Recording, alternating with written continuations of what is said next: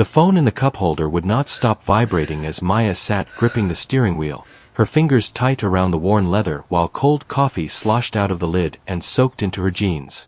She barely noticed it.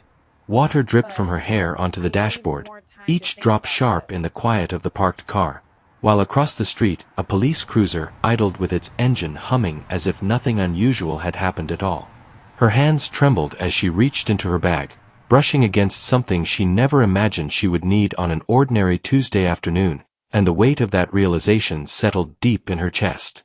Maya lived in a small rental house on the edge of Riverside, California, in a neighborhood where the lawns were uneven and the mailboxes leaned just enough to show how long people had been getting by rather than getting ahead. She was 34 years old and worked 2 jobs, yet still checked her bank account before making even small purchases. Every morning followed the same routine without variation, beginning with an early alarm, a rushed shower, and coffee poured into a chipped mug that once belonged to her mother. She left the house before the sun fully rose because traffic became unbearable after 6, and those extra minutes mattered when every hour of her day already felt accounted for. During the day she worked the front desk at a physical therapy clinic, greeting patients and filing paperwork while smiling through her own quiet exhaustion. At night she stocked shelves at a grocery store, moving through the aisles with one earbud in, listening to podcasts that helped the time pass faster. Her life was not terrible, but it was tight, and every bill and unexpected expense felt like a small test she was always barely passing. 2 years earlier her husband had left without a dramatic argument or explanation, disappearing in a way that felt more confusing than painful. One morning she opened the closet and his clothes were gone, leaving behind an empty space that she eventually stopped questioning because the answers never brought relief. That afternoon she was driving home between jobs with less than an hour to eat and change clothes before heading back out. Her phone buzzed with a message from her sister asking if she could help cover their mother's medical copay that month, and Maya felt the familiar mental math begin, numbers rearranging themselves in her mind but never quite adding up.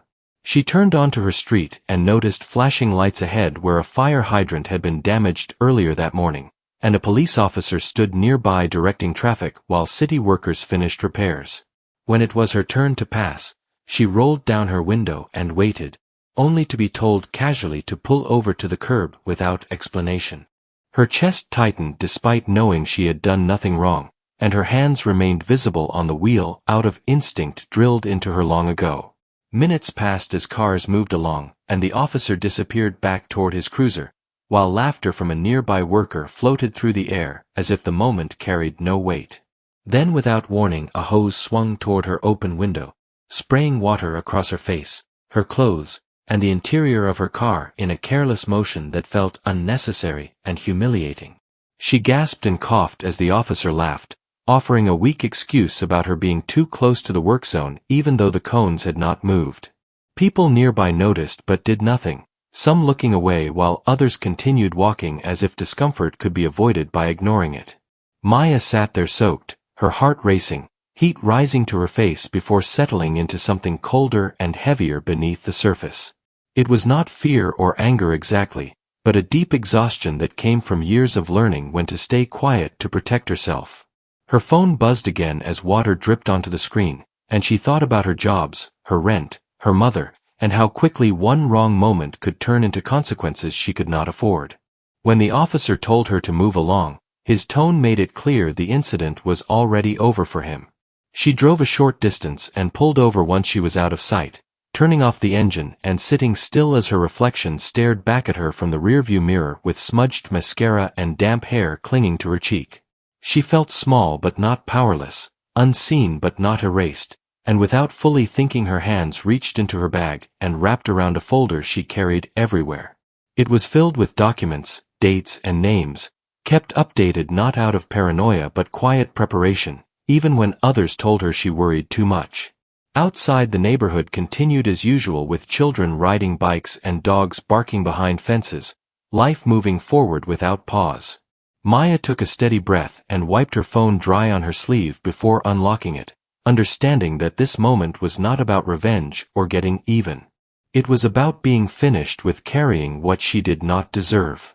Water still dripped from her clothes onto the pavement as she stepped out of the car and turned back toward the street, grounded in the knowledge that endurance did not mean silence and that some people learn to stand their ground not with noise, but with resolve. Maya stood on the sidewalk longer than she expected, letting the afternoon air dry her clothes while the street slowly returned to normal. The police cruiser was gone by the time she gathered herself enough to drive away, and the absence of it felt strange, like proof that the moment had only mattered to her. She drove home with the windows cracked, the radio off, replaying the scene in pieces she could not quite organize. By the time she pulled into her driveway, her hands no longer shook, but her chest felt tight in a way that sleep would not fix. Inside the house, she peeled off her damp shirt and dropped it into the sink instead of the laundry basket. She did not want to deal with it yet. She sat at the small kitchen table and stared at the folder she had taken from her bag, now resting beside her phone. It had followed her everywhere for years, tucked quietly away like an insurance policy she hoped to never use. She told herself again that she was probably overreacting, that the moment would pass, that it always did. Yet something about the officer's laugh lingered in her mind and refused to settle. Her phone lit up again, this time not with a bill or a family request, but with a missed call notification from an unfamiliar number. She assumed it was spam and set the phone face down, only to hear it buzz again almost immediately. The same number. She hesitated before answering, already tired of conversations she had not planned for. The voice on the other end belonged to a woman who introduced herself calmly and explained that she had been walking her dog across the street when the incident happened. She said she had not known whether to get involved at the time, but after watching Maya pull over and sit alone, something had stayed with her. She mentioned that she had recorded part of what happened, not because she intended to use it, but because she had learned over the years that moments like that often disappeared unless someone kept proof. Maya closed her eyes as she listened, unsure what to say. She felt a familiar resistance rise inside her, a reflex built from years of choosing the path that caused the least disruption. She thanked the woman politely and said she was fine, that it was probably not worth pursuing, that she just wanted to move on. The woman did not argue. She simply said she understood, but that if Maya ever changed her mind, the video would still be there. After the call ended, the house felt quieter than before. Maya stared at the wall clock ticking above the stove, counting seconds she could not afford to lose. She still had to change and head to her second job, still had shelves to stock and hours to stand on her feet pretending everything was normal. She almost left the folder on the table, almost convinced herself the call was just another reminder of how complicated things could become. But at the last second, she slid it back into her bag, the weight of it oddly grounding. At the grocery store that evening, the fluorescent lights felt harsher than usual. She moved through the aisles slower, distracted, replaying the woman's voice in her head. It was not dramatic or emotional, just steady, like someone offering help without demanding anything in return. During her break, Maya sat on a crate in the back room and listened to an old voicemail she had saved from her father years ago, one she rarely opened. His voice was scratchy and calm as he reminded her that keeping peace should never cost her dignity, and for the first time in a long while, the words felt personal instead of abstract. When her shift ended, she walked to the bus stop instead of driving home, needing the space to think. The bench was cold, and the streetlight above it flickered slightly, casting uneven shadows across the pavement. A man waiting beside her offered a quiet hello and asked if she knew when the next bus was coming.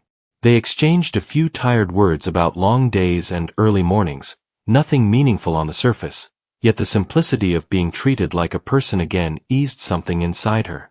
On the ride home, Maya looked out the window and noticed how many small moments she usually ignored in order to survive. The woman with the dog. The stranger at the bus stop. Her father's old voicemail. None of it changed what had happened, but together they formed a reminder she had not expected. She did not have to carry everything alone, and choosing to acknowledge harm did not mean she was choosing conflict. Back at home, she sat on her bed with the folder open in front of her. She did not act yet. She did not make any calls or send any emails. Instead, she organized the papers carefully, adding today's date to a page she had hoped would stay blank. Her hand hesitated before she wrote, but once she started, the motion felt steady, almost relieving. Maya lay down that night knowing nothing had been resolved, knowing tomorrow would look much like today. But there was a shift she could not ignore, a small internal adjustment that came from being seen, even briefly, by someone who cared enough to notice. It was not a miracle and it did not erase the past, but it reminded her that change often began quietly, in moments that did not ask for courage all at once, only honesty in small, manageable pieces. The next morning arrived without ceremony, the same gray light slipping through the blinds as always, but Maya felt different in a way she could not explain. It was not confidence or relief. It was awareness. The kind that made everything feel sharper and heavier at the same time. She moved through her routine on autopilot, showering, dressing, pouring coffee, yet every small sound seemed louder than usual, as if her body was bracing for something her mind had not fully named yet. At work, she smiled when patients checked in and answered phones with practiced calm, but her thoughts drifted back to the folder in her bag. It sat there quietly, pressing against her hip whenever she shifted in her chair. She kept thinking about how long she had been carrying it and how strange it was that the day she finally needed it did not feel dramatic or heroic. It felt exhausting. The kind of tired that came from standing at a crossroads you never asked to reach. Around noon, her manager asked if she was okay. Maya said yes automatically, then hesitated, surprised by herself. She almost said more. Almost admitted that something had happened, that she was distracted, that she felt off. Instead, she nodded, finished the conversation, and returned to her desk feeling the familiar pull towards silence. Silence had always been safer. Silence kept life moving. But the rest of the day refused to cooperate with that instinct. Every time she closed her eyes, she saw the officers laugh. Not the water. Not the bystanders. The laugh. It replayed in her mind, casual and unbothered, like a private joke she had never agreed to be part of. She wondered how many times he had laughed like that before and how many people had driven away telling themselves it was not worth the trouble. After work, she sat in her car longer than usual, watching co-workers leave one by one. Her phone buzzed with a message from her sister, thanking her in advance for whatever help she could manage. Maya stared at the screen and felt something crack inside her, not breaking, just loosening. She realized she was tired of being the person who absorbed everything quietly so others could stay comfortable. That night, she spread the contents of the folder across her kitchen table. Papers overlapped in neat rows, records she had never thought she would need but had collected anyway because experience had taught her to be careful. She opened her laptop and stared at the blank screen for a long time. Her fingers hovered over the keyboard, unmoving, as doubt crept in. What if nothing came of it? What if she was dismissed? What if it followed her to work or made things harder instead of better?